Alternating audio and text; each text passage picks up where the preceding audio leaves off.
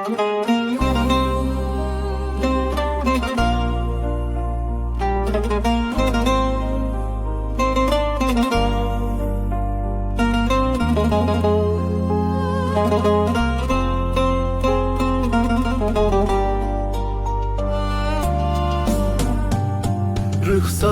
sararıb, bəxtim qaralıb, duman tək bulutlar dolub başıma. Qaranlıq gecəyə dönübdür könlüm, sel təki gözümdən axar göz yaşım. Bilmərəm neyləyim fani dünyada, qanadım sınıbdır, həfəsim ölüb.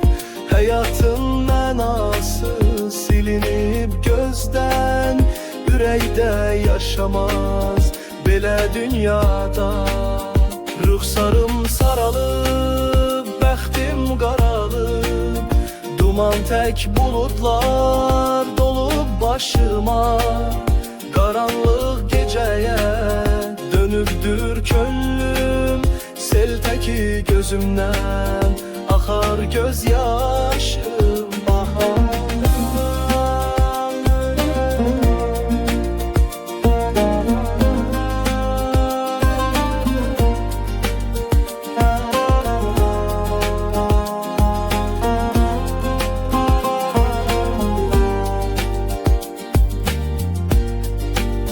Həyatda gözəllik görə bilmədim, nə gördüm yalandı, haqqı görmədim.